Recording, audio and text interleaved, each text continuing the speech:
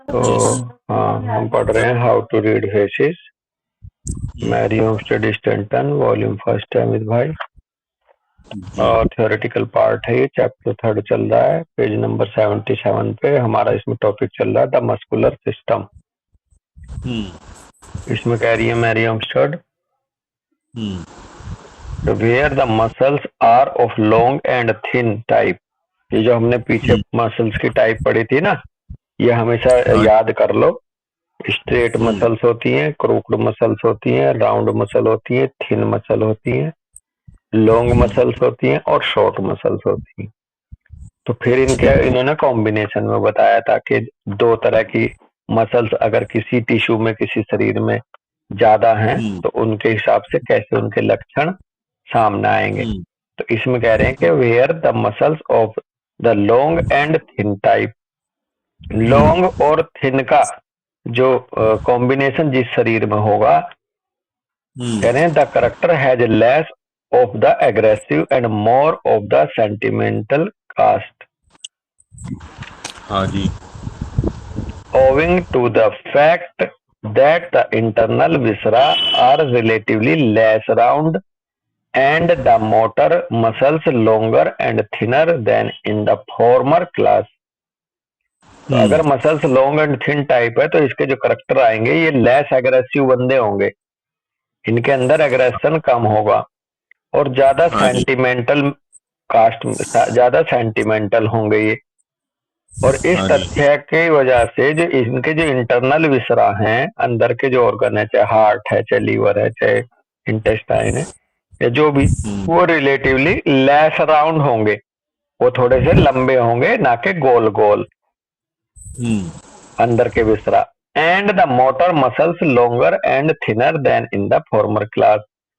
जो पहली जो और क्लास है जहां पर दूसरी तरह की मसल का सेट मिलेगा, उनके हिसाब से ये यहाँ पर मोटर मसल लॉन्गर मिलेंगी, यानी कि वॉलेंट्री मसल्स लॉन्गर मिलेंगी और पतली मिलेंगी इन लोगों में। कह रहे हैं this difference in muscular structure shows in the face in several ways. और ये जो डिफरेंस है मसल स्ट्रक्चर का, ये चेहरे पे कई तरीके से दिखता है अमित भाई। बिल्कुल the face is relatively long and thin and the and chin Oval, sorry thin नहीं था। इनका फेस, जिनकी लॉन्ग एंड थिन मसल होंगी जिनके शरीर में, उनका चेहरा रिलेटिवली लंबा होगा और उसकी इनकी जो चिन है वो ओवल होंगी। The nose is higher, thinner and longer than with the former. Former मतलब पहले वाले की बात कर रहे हैं, जहां एक दूसरा सेट होगा, जहां थिक एंड शॉर्ट होगा, उसकी कंपैरिजन में बात करते हुए चल रहे हैं। दूसरी सेट के कंपैरिजन बात करें कि इनकी नाक ऊंची होगी, पतली होगी, लंबी होगी। With the farmer the cheek not so full and round. इनके जो गाल हैं वो भरे हुए नहीं होंगे, गोल नहीं होंगे। The eyes although a large and round, not as convex or full as the above। और आंखें बड़ी तो हो सकती हैं, राउंड भी हो सकती हैं, लेकिन आगे को कॉन्वेक्स नहीं होंगी, आगे को बाहर को निकली हुई नहीं रहेंगी, फुल नहीं होंगी जैसा कि दूसरों में मिलती हैं ऊपर। बिल्कुल the affectional and institutional traits are well developed. इनके अंदर अफेक्शनल और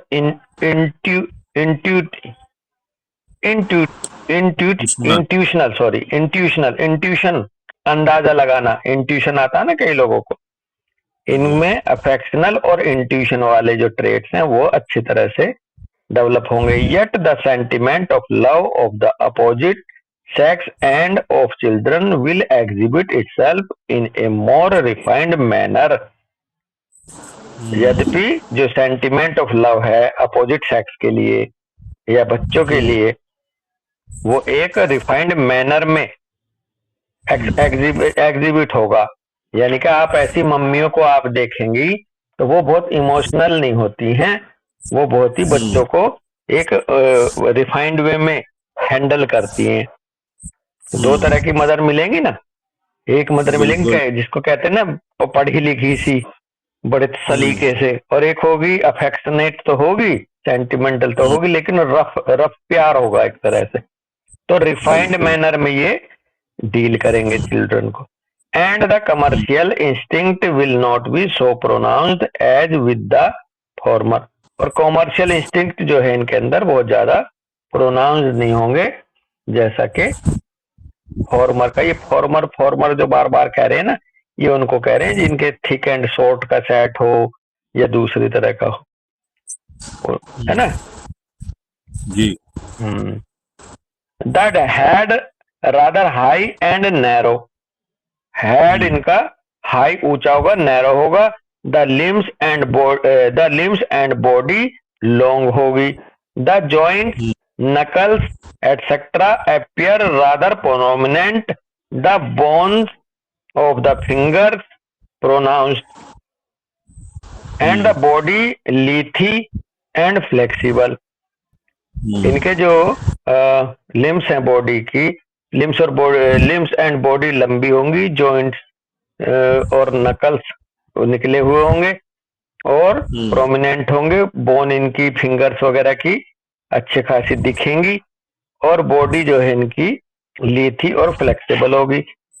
mentally this build will have capacity for some form of art, will enjoy domestic ties and possesses true conjugal feeling, sincere friendship, and with a suitable brain formation, will be inclined to languages, bellies, letters, and metaphysical studies.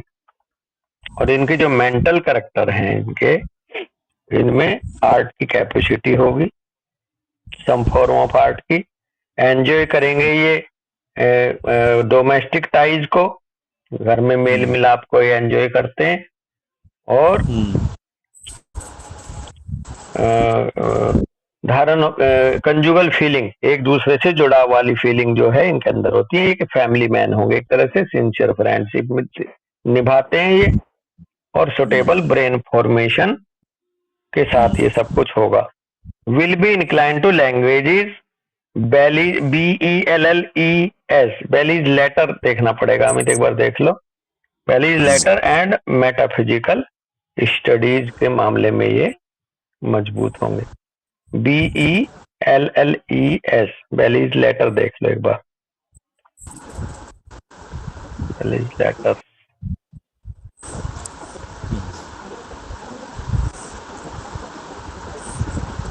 निकला, BELLES, belles letter. ये सुंदर साहित्य या ललित साहित्य? सुंदर साहित्य, अच्छी अच्छी पोयम, अच्छा वो लिखेंगे, कहानी है। मेटाफिजिकल स्टडी भी लिखा है ना आगे, तो वही नहीं है। हाँ चलो ठीक है भाई, फिर यहीं रुकते हैं दोस्त। राम राम भाई दोस्त। हाँ।